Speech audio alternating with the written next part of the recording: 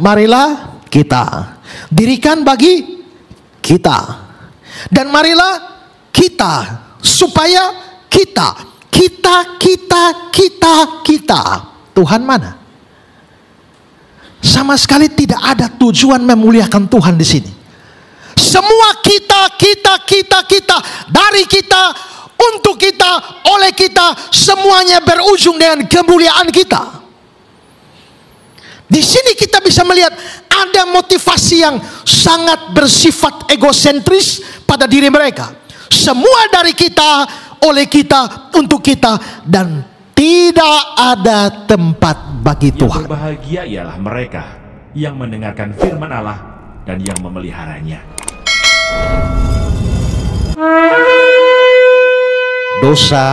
Dosa Babel. Saya percaya bahwa hari ini banyak kita hidup dengan dosa-dosa yang sama dengan orang-orang Babel. Nah, apa saja dosa mereka? Yang pertama adalah mereka membuat perencanaan tapi tidak melibatkan Allah sama sekali di dalamnya. Ya, saudara-saudara, coba perhatikan lagi ayat 3, 4. Mereka berkata seorang kepada yang lain, marilah kita. Ayat 4, juga mereka berkata, marilah kita dirikan bagi kita sebuah kota, sebuah menara, puncaknya sampai ke langit, dan marilah kita cari nama. Mereka berkata seorang kepada yang lain, marilah kita, marilah kita, marilah kita. 3 kali muncul marilah kita. Dan saudara-saudara, ini jelas adalah mega proyek yang mereka mau kerjakan. Tapi anehnya komunikasi di antara mereka itu semua komunikasi horizontal. Seorang berkata kepada yang lain, marilah kita, marilah kita, marilah kita. Tapi tidak ada komunikasi vertikal dengan yang di atas.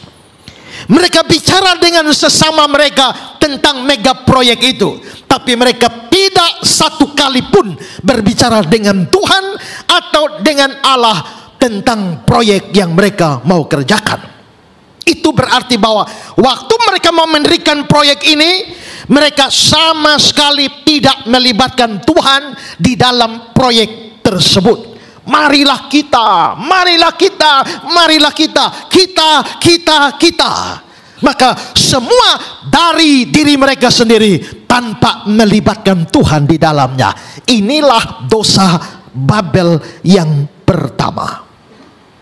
Coba saudara perhatikan kata-kata Joseph Free. Dia bilang begini, nama Allah secara menyolok tidak disebut-sebut dalam rencana mereka yang dibuat secara cermat. Ini semata-mata usaha manusia tanpa memperhatikan kedaulatan Allah atau kuasanya yang mengarahkan. Tidak ada nama Allah di sana. Walter Lamb bilang begini, perhatikanlah bahwa musyawarah dan mufakat manusia tersebut tidak didahului oleh firman Allah. Segala usaha dan keaktifan, segala kegiatan pembangunan hebat yang berikutnya adalah inisiatif manusia semata-mata. Pembangunan yang bersemangat itu bukan pelaksanaan pesan Allah, melainkan buatan tangan manusia saja, cita-cita hasrat manusia. Kenapa begitu? Karena mereka rasa mereka mampu, mereka rasa mereka bisa melakukan semua itu tanpa Tuhan. Mereka tidak perlu Tuhan di dalam mega proyek yang mereka kerjakan itu. Mereka merasa diri mereka sanggup untuk melakukan semua itu, dan ini adalah kesombongan yang besar di hadapan Allah. Dan itulah sebabnya Allah menghancurkan proyek mereka itu. Maka dosa Babel yang pertama adalah dosa meniadakan Tuhan, tidak melibatkan Tuhan di dalam setiap perencanaan yang mau mereka kerjakan. Maka saudara, dosa yang sama juga bisa terjadi pada kita. Pada waktu saudara mau buat sesuatu dan saudara tidak melibatkan Tuhan di dalamnya, saudara bikin dosa yang sama dengan orang-orang Babel. Waktu menyanyi, kita bisa menyanyi seolah-olah kita perlu Tuhan. Kita menyanyi seolah-olah Tuhan segala-galanya, aku tidak bisa berbuat apa-apa tanpa Tuhan. Itu nyanyi. Tapi waktu kita hidup hari-hari membuat ini dan itu, apakah kita betul-betul mengimplementasikan setiap lagu kita itu di dalam hidup kita dengan menganggap bahwa tanpa Tuhan saya tidak bisa buat apa-apa? Dalam kenyataannya, banyak orang termasuk orang Kristen melakukan segala sesuatu tanpa merasa perlu melibatkan Tuhan di dalamnya. Itu adalah sesuatu yang omong kosong. Setiap saudara yang melakukan sesuatu tanpa melibatkan Tuhan, saudara mengulang dosa Babel. Saudara, di dalam surat Yakobus ada satu ayat yang menarik, yaitu Yakobus 4 ayat 13. Coba perhatikan ayat ini. Jadi sekarang, hai kamu yang berkata, hari ini atau besok kami berangkat ke kota Anu, dan di sana kami akan tinggal setahun dan berdagang serta mendapat untung. Kalau saudara perhatikan ayat-ayat ini yang saya garis bawahi, saudara, jadi sekarang hai kamu yang berkata hari ini atau besok, waktu ditentukan. Tujuan juga ditentukan, yaitu pergi ke kota Anu. Berapa lama tinggal di sana ditentukan, yaitu setahun. Apa yang dikerjakan di sana juga ditentukan, yaitu berdagang. Hasilnya sudah diprediksi, yaitu mendapat untung. Maka waktunya, tujuannya, lamanya tinggal, apa yang dikerjakan, hasil semua sudah dirancang dengan begitu matang.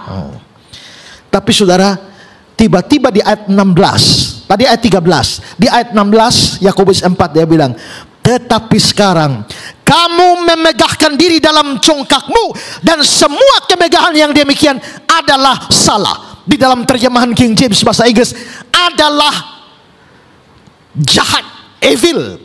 Maka saudara, apa yang jahat di situ? Apakah bikin perencanaan itu jahat? Apakah merancang sesuatu mencari untung itu jahat? Tidak. Kejahatannya di sini tidak terletak pada pembuatan rencana.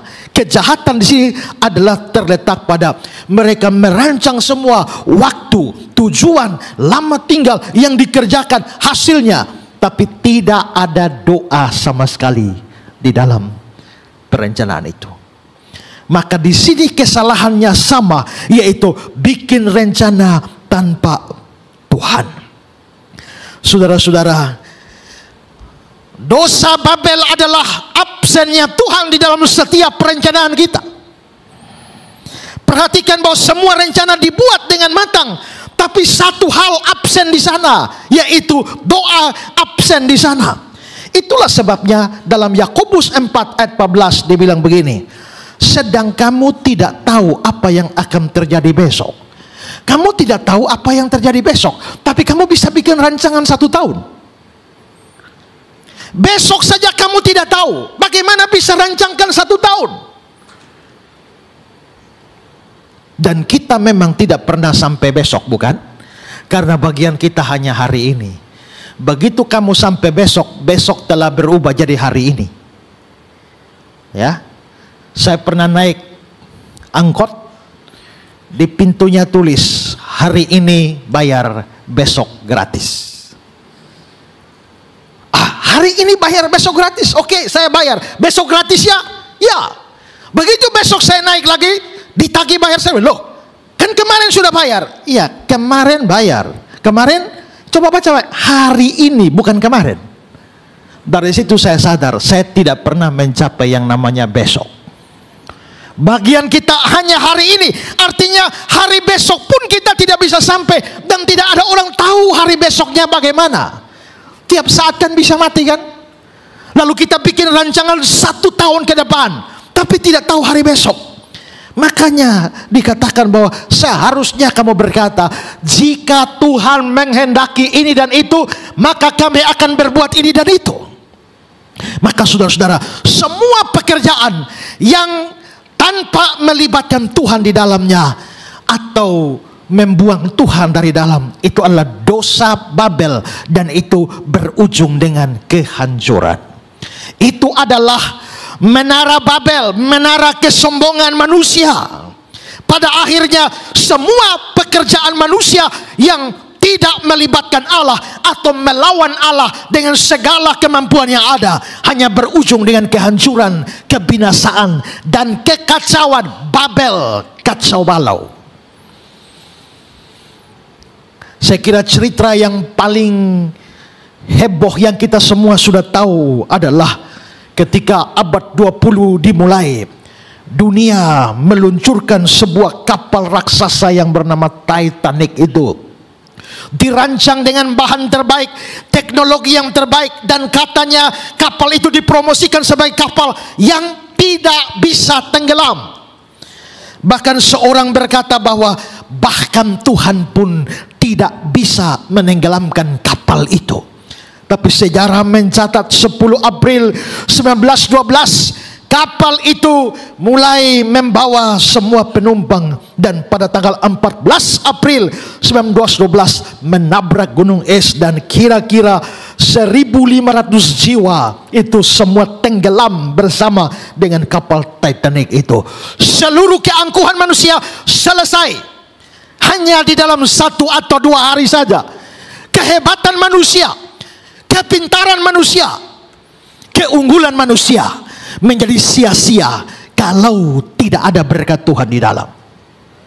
Saudara-saudara, pada beberapa dekade tahun 2000-an, kita semua rasa-rasanya yang sudah hidup pada zaman itu ya. Kalau yang belum lahir ya apa boleh buat, tapi kebanyakan sudah hidup tahun 2000-an ya, pegang HP Nokia kan. Dan Nokia begitu terkenal hari itu sampai mereka menguasai 50% pasar pemakai ponsel di seluruh dunia dengan semboyan connecting people. Mereka mengklaim mereka lah yang menghubungkan orang-orang di seluruh dunia ini. Tapi saudara, sementara mereka maju, mereka menjadi sombong dan merasa diri begitu hebat. Dan ketika mulai muncul smartphone dengan Androidnya, iOSnya, itu sudah diketahui, tapi mereka terlalu yakin bahwa mereka sangat kuat. Bahkan CEO Nokia berkata, kami sudah terlalu besar untuk gagal dan terlalu hebat untuk dikalahkan. Dan ketika Android mulai naik dengan smartphone-nya, mulai merambah pasar pengguna ponsel di dunia, dan Nokia mulai tenggelam.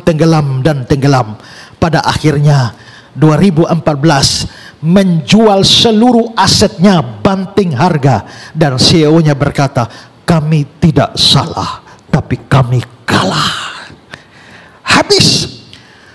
Waktu itu tidak ada yang pernah berpikir bahwa raksasa seperti itu bisa habis, tapi ternyata habis juga. Dan itu menunjukkan bahwa kehebatan manusia sehebat apapun, kalau Tuhan tidak berkati, selesai.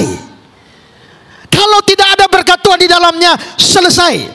Maka adalah kesombongan manusia ketika dia bisa mencoba melakukan segala sesuatu tanpa melibatkan Tuhan di dalamnya. Kita semua punya perencanaan, bukan? Mau bikin ini, mau bikin itu, mau usaha ini, mau usaha itu, mau studi di sini, mau studi di sana. Kita boleh merancang semuanya. Tapi pada akhirnya kita harus berkata, Tuhan, jika Tuhan mau, kami dapat berbuat ini dan itu. Itulah sebabnya saudara-saudara, sebelum memulai sesuatu, kita perlu membawa semua rencana itu dalam doa. Kalau Tuhan kehendaki, saya mau begini. Kalau Tuhan tidak kehendaki, batalkan ini. Kalau kita melakukan semua tanpa Tuhan, maka itu menjadi dosa Babel yang pada akhirnya dihancurkan oleh Tuhan. Sekarang pikirkan, apakah semua perencanaan kamu datang pada Tuhan dan membawa dalam doa atau tidak?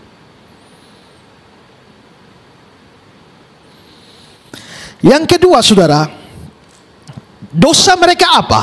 Yang kedua adalah mereka mencari kemuliaan diri sendiri dan bukan kemuliaan Allah. Perhatikan ayat 4. Juga kata mereka, marilah kita dirikan bagi kita sebuah kota dengan sebuah menara yang puncaknya sampai ke langit. Marilah kita cari nama. Mari kita cari nama. Di dalam Alkitab bahasa Inggris, Basic Bible English, let us make a great name for ourselves. Marilah kita membuat suatu nama yang besar untuk diri kita. Dalam DRB diterjemahkan, marilah kita membuat nama kita terkenal. Jadi saudara, apa sebenarnya tujuan mereka mendirikan Menara Babel? Tujuan mereka adalah cari nama, bikin nama mereka besar, bikin nama mereka terkenal. Dan karenanya sebutan untuk kita berulang kali muncul di situ. Ayat 3-4, coba saudara lihat. Marilah kita. Ayat 4, juga kata mereka, marilah kita dirikan bagi kita. Dan marilah kita, supaya kita. Tuhan mana? Sama sekali tidak ada tujuan memuliakan Tuhan di sini. Semua kita, dari kita, untuk kita, oleh kita, semuanya berujung dengan kemuliaan kita. Di sini kita bisa melihat ada motivasi yang sangat bersifat egosentris pada diri mereka. Semua dari kita, oleh kita, untuk kita, dan tidak ada tempat bagi Tuhan. Coba perhatikan komentar ini dari Wycliffe Bible Commentary.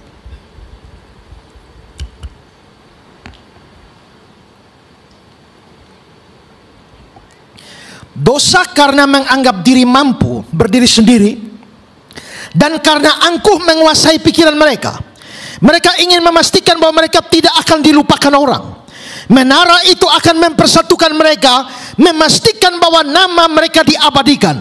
Bangunan yang menjulang itu merupakan monumen tentang tenaga, keberanian, kepandaian, dan kekayaan mereka. Jadi semua untuk diri mereka. Dan kita tahu bangunan-bangunan besar di dunia, monumen-monumen besar di dunia, itu sebagai lambang kejayaan. Piramid di Mesir itu sebagai lambang kejayaan para Firaun Mesir. Candi Prambanan di kita, negara kita, menunjukkan kejayaan agama Hindu pada masa lalu.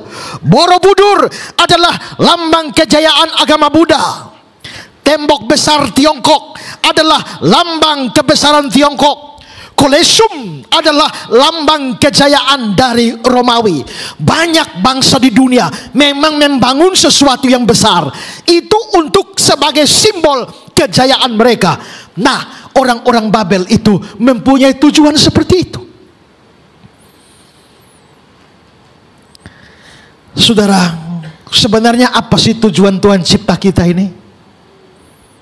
Menurut kitab Yesaya 43, semua orang yang disebutkan dengan namaku, yang kuciptakan untuk kemuliaanku, umat yang telah kubentuk bagiku, memberitakan kemasyuranku. Tujuan Tuhan cipta kita adalah supaya kita bisa memuliakan Dia. Itu bukan berarti Tuhan butuh dimuliakan, seolah-olah kalau kita tidak muliakan Dia kurang mulia. Tidak. Dia begitu mulia, tapi kemuliaannya harus diakui oleh makhluk ciptaan. Itu tujuannya. Tapi ketika kita melakukan segala sesuatu tidak untuk memuliakan Tuhan, tapi sebaliknya untuk diri, maka disitulah dosa Babel kedua terjadi. Saudara-saudara, ingat baik-baik. Setiap kali saudara melakukan sesuatu tidak ada tujuan memuliakan Tuhan, saudara mengulang dosa Babel ini. Sekarang saudara, kalau saudara berbisnis, ada tujuan memuliakan Tuhan lewat bisnis itu? Kalau nggak ada, itu dosa Babel. Kalau saudara kerja, ada niat memuliakan Tuhan? Kalau nggak ada, itu dosa Babel. Kalau saudara sekolah, kalau saudara kuliah, saudara lanjut studi sampai tingkat yang tertinggi, ada kerinduan memuliakan Allah lewat pendidikan saudara?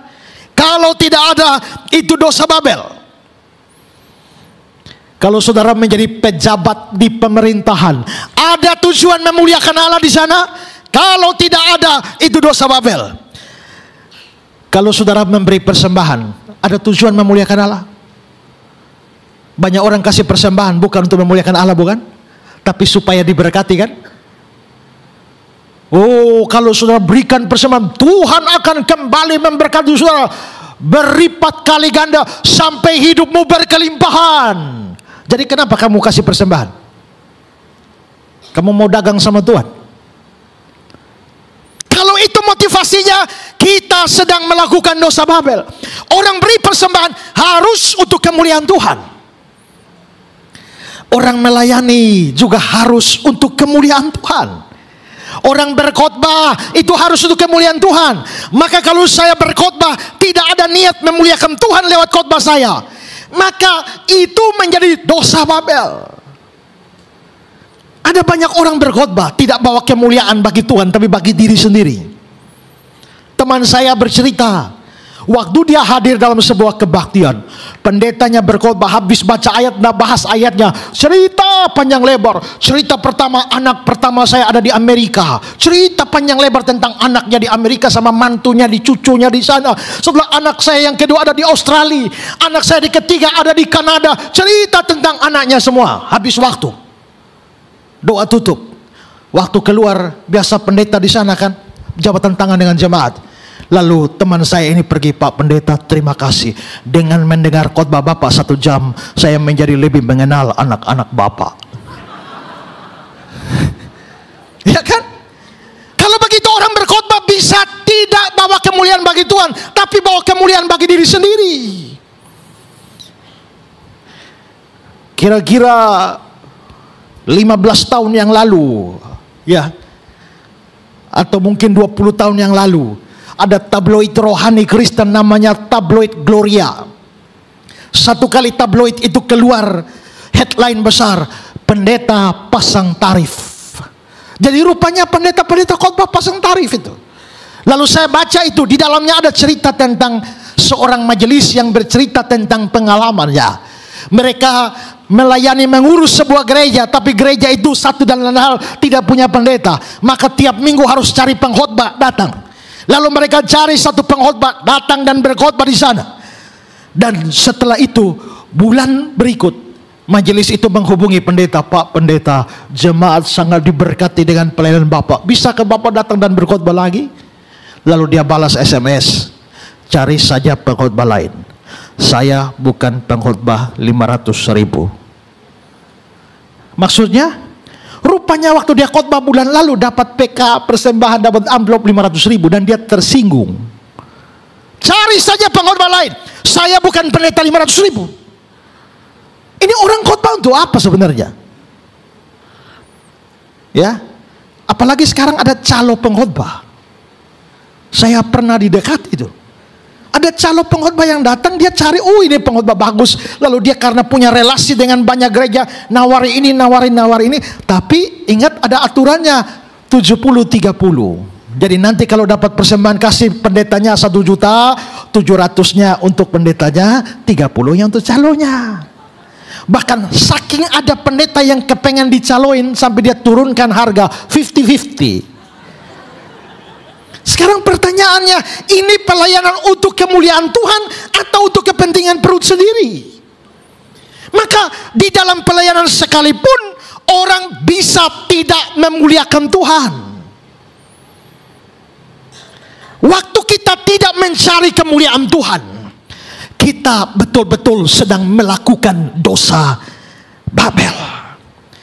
1 Korintus 10 ayat 31, jika engkau makan, jika engkau minum, jika engkau melakukan sesuatu yang lain, lakukan semua untuk kemuliaan Allah. Saudara, di Amerika itu ada seorang yang namanya Stanley Tam. Stanley Tam ini seorang bisnismen yang nyaris bangkrut. Usaha apapun yang dia lakukan gagal dan selesai. Dan satu kali dia mau masuk kepada bisnis plastik. Lalu dia berdoa kepada Tuhan, Tuhan, saya sudah berulang kali gagal dan sekarang saya mau masuk bisnis plastik ini. Apakah Tuhan kehendaki? Kalau Tuhan kehendaki, Tuhan buka jalan. Dan saya berjanji Tuhan, kalau Tuhan memberkati pekerjaan ini, saya akan setia memberikan persembahan persepuluhan. Lalu dia masuk bisnis plastik itu dan ternyata maju. Begitu maju, dia setia memberikan 10%. Dan Tuhan tambah berkati dia. Satu titik dia bilang, Tuhan, karena Tuhan sudah berkati saya nggak kasih 10%, sekarang 20%. Maka dia kasih 20% setiap bulan. Tuhan tambah berkati dia. Lalu dia bilang, Tuhan, sekarang 30%. Makin berkati, dia kasih naik 40%. Satu titik dia bilang, Tuhan, 50-50. 50-50. Dan ternyata berkatnya begitu luar biasa, sampai akhirnya dia merasa 50% bagi dia terlalu banyak. Maka dia bilang, Tuhan 60, saya 40. Terus Tuhan 70, saya 30. Tuhan 80, saya 20. Dan sampai titik yang paling tinggi dia bilang, Tuhan sekarang balik, Tuhan yang 90, saya yang 10. Saudara bisa cari di Google, namanya Stanley Tap. Ya, dan saudara-saudara, satu titik dia merasa bahwa 10% saja terlalu besar. Maka dia bilang, Tuhan sekarang 100% untuk Tuhan. Maka namanya perusahaannya Plastic Corporation itu diubah namanya di notaris menjadi Jesus Christ Company, perusahaan Yesus Kristus, dan seluruh hasilnya itu diberikan untuk pekerjaan Tuhan. Maka sekarang duit banyak. Sekarang duit yang banyak dibikin apa? Maka dia bertemu dengan seorang yang namanya Coleman. Dan akhirnya mereka dua berpikir, uang yang banyak ini harus dipakai untuk kemuliaan Tuhan. Maka marilah kita dirikan sebuah lembaga misi yang namanya Oriental Mission Society. Maka dirikanlah suatu lembaga misi, Oriental Mission Society. Dan lembaga ini bertujuan kirim misionaris ke berbagai macam negara, beritakan Injil.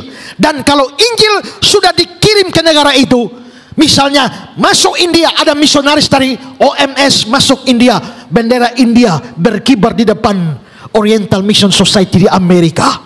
Begitu juga semua negara. Pada tahun 1975 ada seorang perempuan muda dari Skotlandia. Dia datang ke Oriental Mission Society dan dia bilang, saya Tuhan panggil menjadi misionaris di Indonesia. Maka perempuan muda itu yang bernama Nancy Gill akhirnya dibiayai oleh Oriental Mission Society datang ke Indonesia. Turun pertama di Surabaya sini, lalu beritakan Injil, lalu pergi di Malang, beritakan Injil. Ini orang bule dan perempuan tidak menikah, dia beritakan Injil dan banyak orang akhirnya menjadi percaya. Lalu dia latih orang-orang itu menjadi percaya, menjadi penginjil. Setelah dia latih, lalu dia merasa bahwa ini perlu ada pendidikan yang khusus bagi orang-orang ini. Gak bisa dia sendiri, perlu satu lembaga pendidikan. Tapi siapa yang mau biayai? Lalu dia sampaikan ke Oriental Mission Society di Stanley Tam. Dan akhirnya dari Oriental Mission Society itu mendirikan sebuah sekolah untuk melatih para penginjil dan mempersiapkan para hamba Tuhan. Dan pada tahun 1995 ada satu anak dari NTT sana yang datang ke Malang untuk bersekolah di sekolahnya Stanley Tam itu. Dan tahun 2000 dia selesai. Dan pemuda dari NTT yang dibiayai Stanley Tam itu yang hari ini berdiri di depan saudara.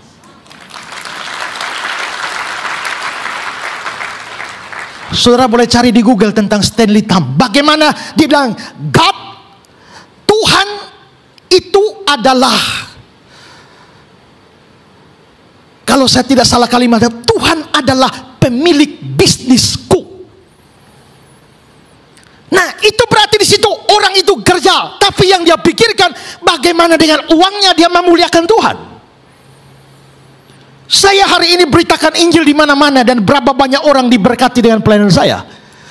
Tapi Semua itu tidak terlepas dari seorang Stanley Tam yang mulai belajar pakai uangnya untuk kemuliaan Tuhan.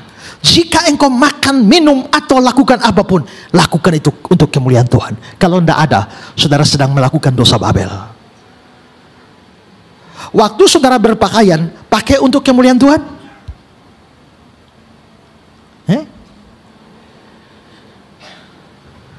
Waktu saudara berdandan untuk kemuliaan Tuhan? Pikirkan semua. Kalau makan minum saja untuk kemuliaan Tuhan, itu hal yang remeh hari-hari. Lebih daripada itu, seluruh hidup kita harus memuliakan Tuhan, karena semua kita dapat dari Tuhan. Tadi saya tertarik dengan lagu itu sebelum khotbah itu ya. Semua dari Tuhan, semua untuk Tuhan. Ya, maka semua harus untuk Tuhan.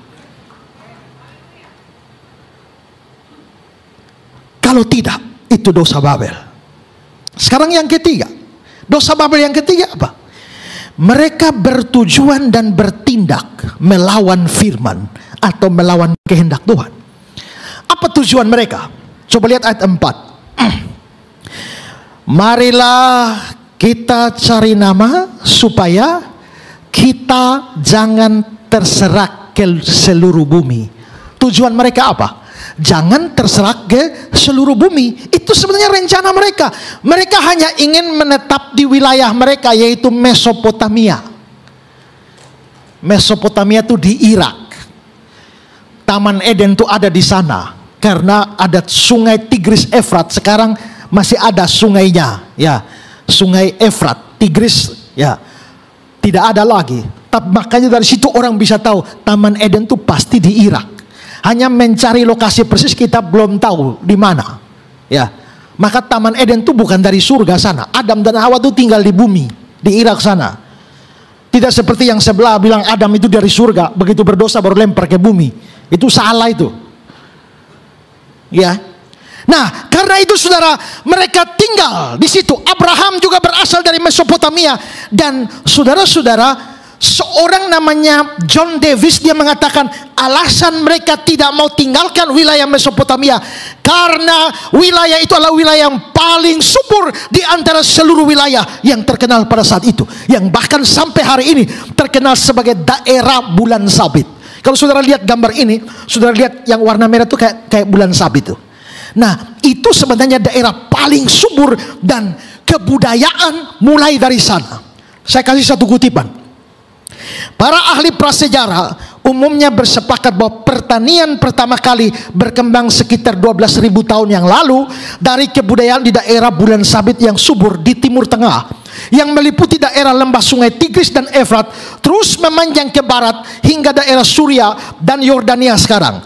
Bukti-bukti pertama kali dijumpai menunjukkan adanya budidaya tanaman biji-bijian, serealia terutama gandum kuno seperti MF dan polong-polongan di daerah tersebut. Itu daerah subur. Makanya mereka tidak mau pergi dari sana. Sampai hari ini juga begitu ya. Makanya kalau seorang sudah di tempat basah, kan tidak mau keluar-keluar kan? Tidak mau kemana-mana. Nah, jadi tujuan mereka adalah supaya mereka tidak terserah ke seluruh bumi. Di sini saja, di Mesopotamia saja. Ini melawan Tuhan. Kenapa? Karena pada waktu Tuhan menciptakan manusia, dia maunya apa? Kejadian 1 ayat 28.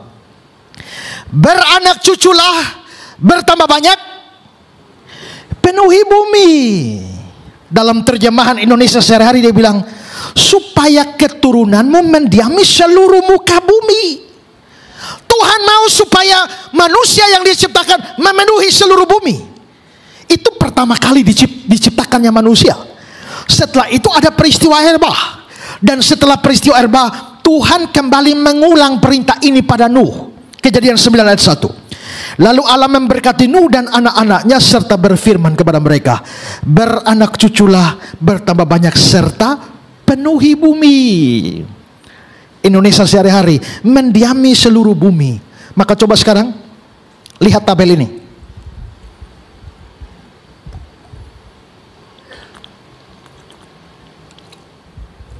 Rencana Tuhan dengan rencana orang Babel. Rencana Tuhan penuhi bumi, penuhi bumi. Rencana orang Babel supaya kita jangan terserah ke seluruh bumi. jelas tujuan ini berlawanan. Maka dosa Babel adalah dosa melawan firman Tuhan, dosa yang melawan kehendak Tuhan, dosa yang melawan rencana Tuhan. Pertanyaannya, Tuhan sampai berfirman 2 kali. Apakah mungkin mereka tidak tahu? Tidak mungkin. Karena apa? Karena pertama zaman Adam, kedua zaman Nuh, itu 2 kali. Dan pada zaman Nuh sampai zaman Babel itu kira-kira 100 tahun. 100 tahun sekarang itu sudah lama. Tapi 100 tahun zaman itu terlalu singkat. Karena manusia umur sampai 900 tahun. Maka 100 tahun itu sangat dekat antara peristiwa air bah dengan peristiwa Menara Babel. Cuma 100 tahun, dan Tuhan berfirman di sini, mustahil mereka tidak tahu. Tapi mereka sudah tahu, tapi masih melawan. Dan itu mendatangkan hukuman lebih banyak, lebih besar. Saudara, kalau tidak tahu tapi bikin salah, itu dihukum. Tapi kalau sudah tahu tapi masih bikin, itu hukumannya double. Karena pemberontakan. Kalau ada orang dari pedalaman Papua manapun yang belum pernah kenal kota, lalu dia datang ke sini, saudara ajak dia, latih dia bawa sepeda motor, tapi saudara tidak jelaskan lampu merah mesti berhenti. Maka dia lihat lampu merah, dia lewat terus. Apakah salah? Salah. Tapi kalau saudara yang tahu, ngerti lampu merah mesti berhenti, sudah tabrak terus, sama-sama salah. Kesalahannya sama-sama terobos lampu merah. Tapi hukumannya mesti berat, saudara. Karena saudara ngerti tapi melawan. Yang si Papua dari pedalaman itu, dia nggak ngerti tapi melakukan yang salah. Makanya orang makin mengerti kebenaran tapi membuat kesalahan, itu hukumannya lebih berat. Coba lihat Lukas 12, 47-48. Adapun hamba yang tahu, ini tahu loh ya, tahu kehendak tuannya, tapi tidak mengadakan persiapan, tidak melakukan apa yang dikehendaki tuannya, dia menerima banyak pukulan. Kalau tahu dapat banyak pukulan. Tapi barang siapa tidak tahu kehendak tuannya, melakukan apa yang harus mendatangkan hukuman, dia akan menerima sedikit pukulan. Jadi tahu banyak, banyak pukulan. Tahu sedikit, sedikit pukulan. Jadi kira-kira saudara mau tahu banyak atau tahu sedikit? Enak sedikit ya. Enak sedikit ya, tapi tidak bisa karena saya sudah beritahu sekarang. Ya, nah kalau begitu ingatlah, setiap tujuan, setiap perbuatan, setiap tindakan yang melawan firman Tuhan, maka dan sudah tahu kebenaran, dosanya lebih besar. Maka dosa Babel itu besar karena mereka tahu tapi melawan. Nah, kalau begitu sekarang kita perhatikan hidup kita. Apakah hidup saudara sedang melawan kehendak Tuhan? Tuhan mau kita hidup dalam kasih. Tapi kalau saudara hidup dalam kebencian sampai sekarang tidak ampuni orang, saudara melawan kehendak Tuhan. Tuhan mau suami istri saling mengasihi, saling menghormati. Tapi kalau saudara egois dan tidak menghormati pernikahan, saudara sedang melawan firman Tuhan. Tuhan mau saudara beritakan Injil, tapi saudara tidak peduli dengan itu, saudara sedang melawan kehendak Tuhan. Tuhan mau saudara menguduskan harinya dengan berbakti, saudara absen secara tidak bertanggung jawab, saudara sedang melawan Tuhan. Tuhan mau kita hidup dalam kejujuran, tidak boleh bohong, tidak boleh dusta. Tapi kalau saudara berdusta terus, itu sama dengan melawan Tuhan, dan itu adalah dosa Babel. Dan kita melihat pada akhirnya mereka dihancurkan, bukan? Ketika mereka melawan Tuhan, mereka dihancurkan. Ingatlah, Tuhan tahu memberkati orang-orang yang taat pada Dia. Tapi mereka yang melawan Dia biasanya berujung fatal. Yunus itu suruh ke Niniwe, larinya ke Tarsis. Akibatnya apa? Tuhan kejar dia kan? Dan datang ikan menelan dia. Saya pikir-pikir dia beruntung sekali karena ikan itu menelan. Seandainya ikan itu datang mengunyah dia, maka selesailah hidupnya. Tapi karena kasih Tuhan, ikan hanya menelan dia. Dan di dalam perut ikan pun dia nggak mati. Itu luar biasa itu. Kenapa? Ikan apa yang menelan Yunus? Ikan paus, kata guru sekolah minggu. Tapi salah, Alkitab tidak bilang ikan paus. Kenapa orang duga ikan paus? Karena ikan paus badannya besar, tapi tidak mungkin paus karena dua alasan. Di laut itu, Laut Tengah pada waktu itu tidak ada komunitas paus di sana. Kedua, paus itu badannya besar tapi tenggorokannya kecil, tidak bisa masuk satu manusia dewasa, tidak bisa. Di wilayah laut itu ada komunitas hiu dan ada yang namanya hiu putih. Kecuali paus, salah satu jenis paus namanya paus sperm, itu memang tenggorokannya besar. Tapi tidak ada komunitas paus di sana. Yang ada adalah hiu. Dan hiu putih itu punya tenggorokan yang besar. Dan beberapa penemuan ada orang kapal binatang yang lewat. Karena itu badai datang, itu kapal hampir tenggelam. Terpaksa mereka buang itu binatang-binatang dari atas kapal. Dan waktu mereka buang seekor kuda, tiba-tiba seekor hiu putih datang dan menelan seekor kuda dewasa. Langsung masuk. Ada penemuan hiu putih yang ditemukan lalu dibelah perutnya, seorang manusia dewasa ada di dalam. Saya pikir-pikir ditanya, mengapa Yunus bisa hidup? Seandainya paus sperm yang menelan Yunus, mungkin ada alasan bagus, karena paus itu bernapas pakai paru-paru, bukan insang. Kadang-kadang dia loncat dan dia tarik napas. Mungkin waktu paus tarik napas itu sebagian untuk dia, sebagian untuk Yunus. Ya, tapi kalau itu hiu putih dan tidak mati, itu mujizat.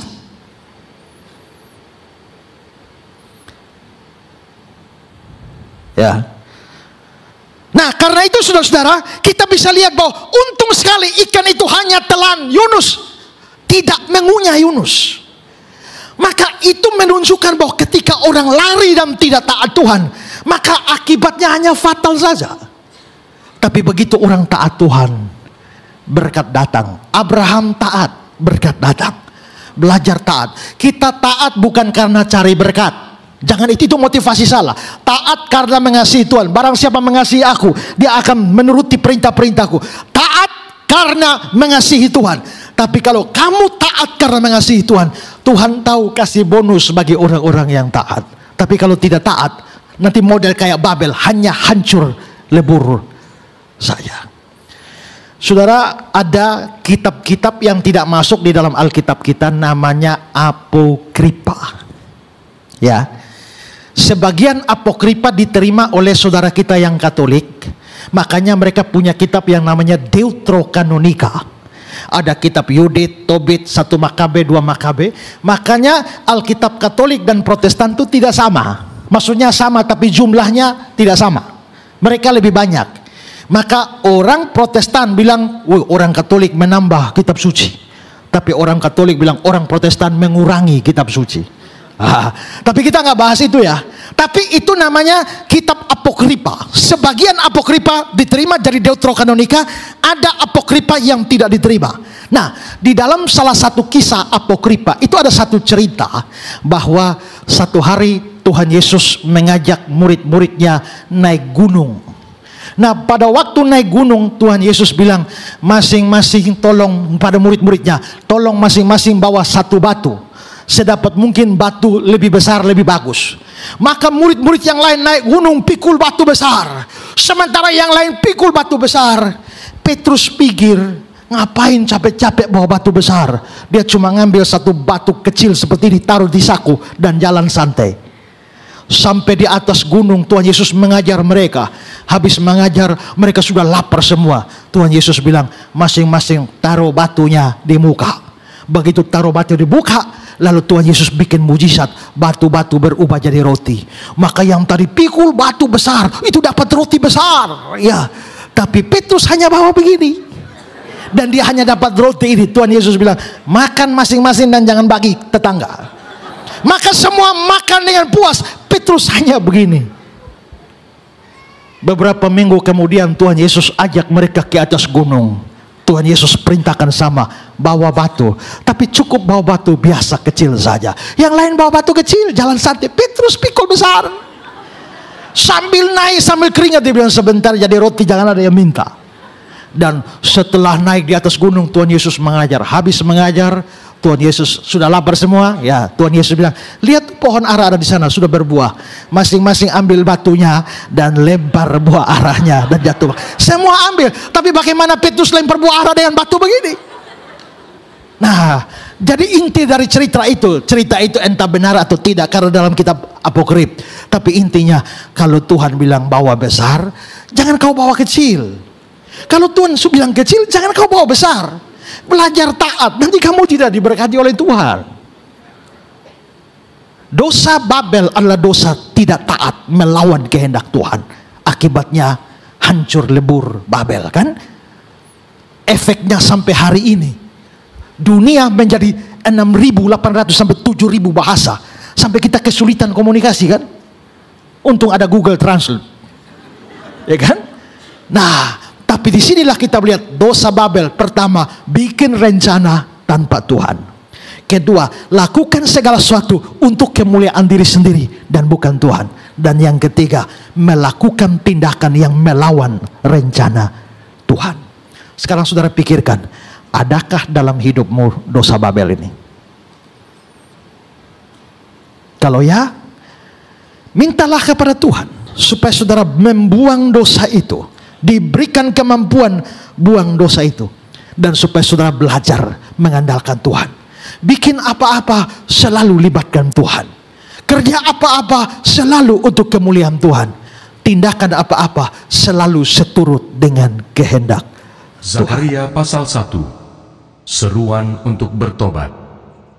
Dalam bulan yang ke-8, pada tahun kedua zaman Darius, datanglah firman Tuhan kepada Nabi Zakaria ben Berekia bin Ido. Bunyinya, sangat murka Tuhan atas nenek moyangmu. Sebab itu katakanlah kepada mereka, beginilah firman Tuhan semesta alam. Kembalilah kepadaku, demikianlah firman Tuhan semesta alam. Maka aku pun akan kembali kepadamu, firman Tuhan semesta alam. Janganlah kamu seperti nenek moyangmu, yang kepadanya para nabi yang dahulu telah menyerukan, demikian, beginilah firman Tuhan semesta alam. Berbaliklah dari tingkah lakumu yang buruk dan dari perbuatanmu yang jahat. Tetapi mereka tidak mau mendengarkan dan tidak mau menghiraukan aku. Demikianlah firman Tuhan. Nenek moyangmu, di mana mereka?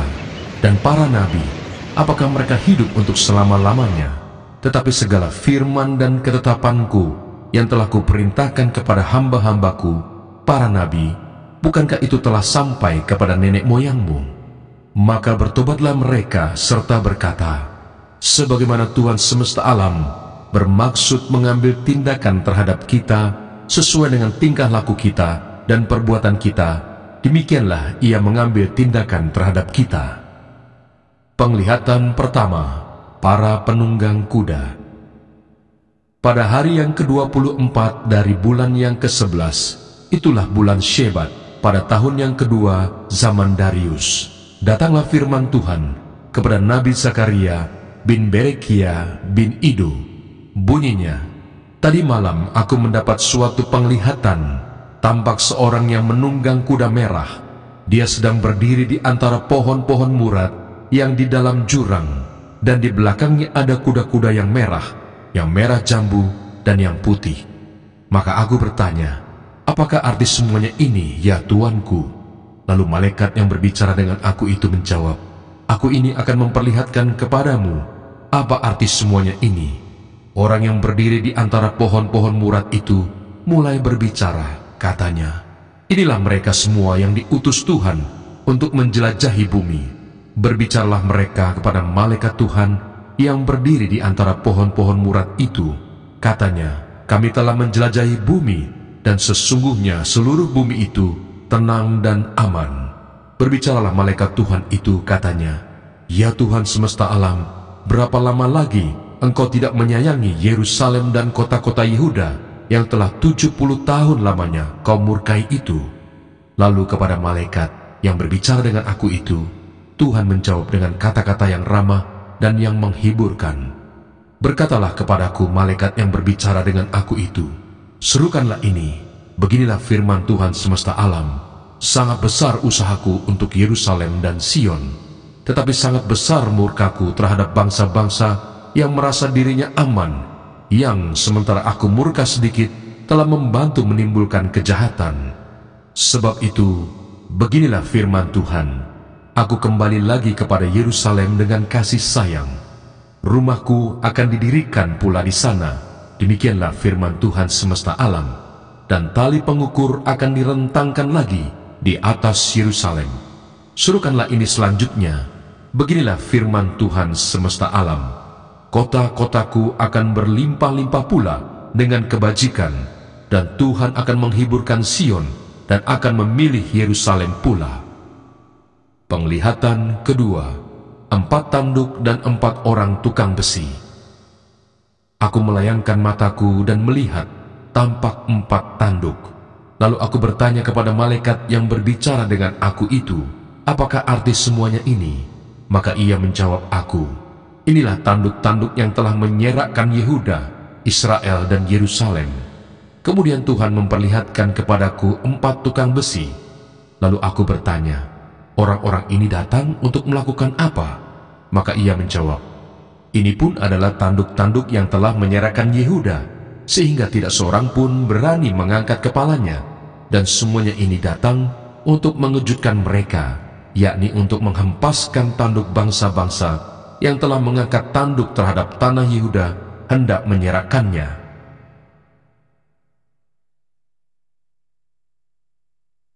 Zakaria pasal 2. Penglihatan ketiga, seorang yang memegang tali ukuran. Aku melayangkan mataku dan melihat tampak seorang yang memegang tali pengukur. Lalu aku bertanya, kemanakah engkau ini pergi?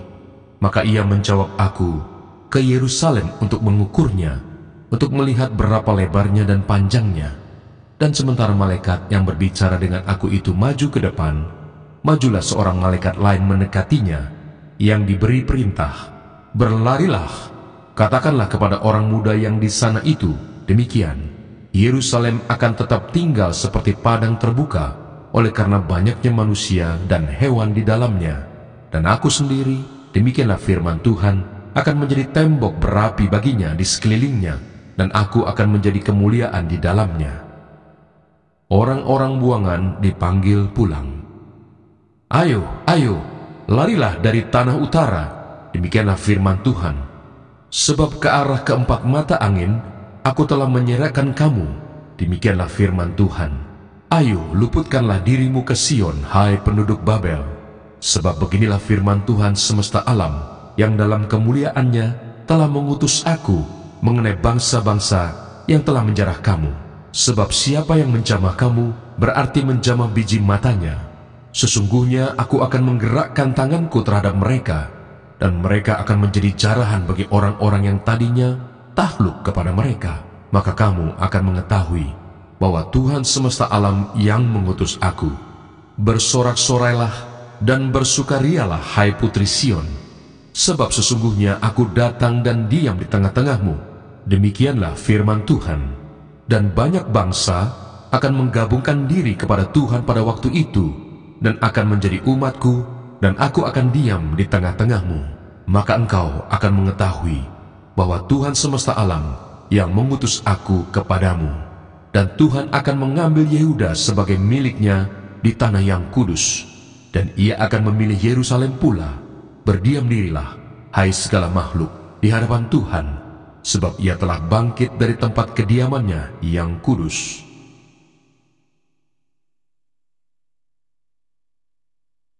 Zakaria pasal 3. Penglihatan keempat, imam besar Yosua. Kemudian ia memperlihatkan kepadaku imam besar Yosua berdiri di hadapan malaikat Tuhan, sedang iblis berdiri di sebelah kanannya untuk mendakwa dia. Lalu berkatalah malaikat Tuhan kepada iblis itu, Tuhan kiranya menghardik engkau, hai iblis. Tuhan yang memilih Yerusalem kiranya menghardik engkau. Bukankah dia ini puntung yang telah ditarik dari api?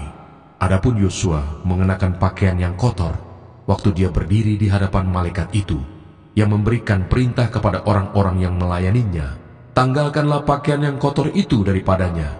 Dan kepada Yosua ia berkata, lihat, dengan ini aku telah menjauhkan kesalahanmu daripadamu. Aku akan mengenakan kepadamu pakaian pesta. Kemudian ia berkata, taruhlah serban tahir pada kepalanya. Maka mereka menaruh serban tahir pada kepalanya dan mengenakan pakaian kepadanya. sedang malaikat Tuhan berdiri di situ. Lalu malaikat Tuhan itu memberi jaminan kepada Yosua, katanya, "Beginilah firman Tuhan semesta alam.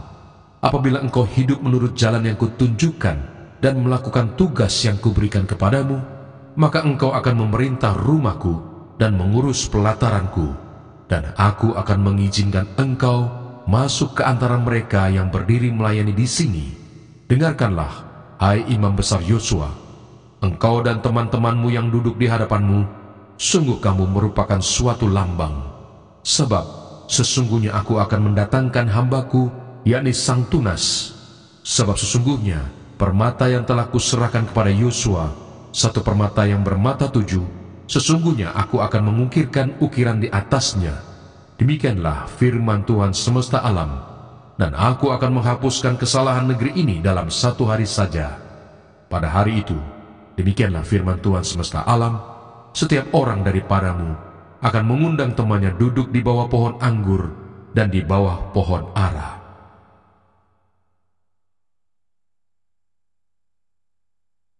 Zakaria pasal 4. Penglihatan kelima, kandil emas yang berhiaskan 2 pohon zaitun.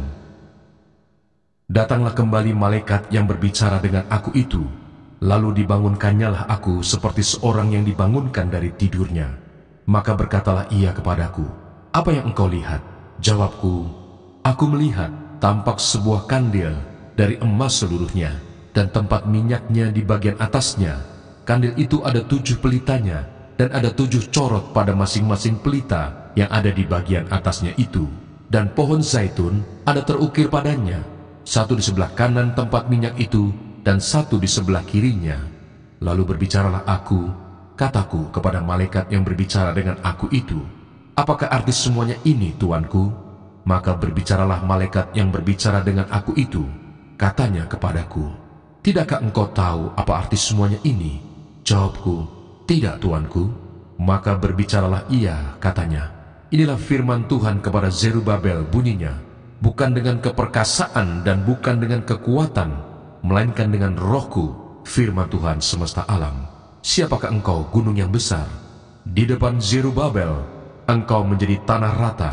Ia akan mengangkat batu utama, sedang orang bersorak, 'Bagus, bagus sekali batu itu.' Kemudian datanglah firman Tuhan kepadaku demikian, 'Tangan Zerubabel telah meletakkan dasar rumah ini, dan tangannya juga akan menyelesaikannya. Maka kamu akan mengetahui bahwa Tuhan semesta alam yang mengutus aku kepadamu. Sebab siapa yang memandang hina hari peristiwa-peristiwa yang kecil, yang berbahagia ialah mereka yang mendengarkan firman Allah dan yang memeliharanya."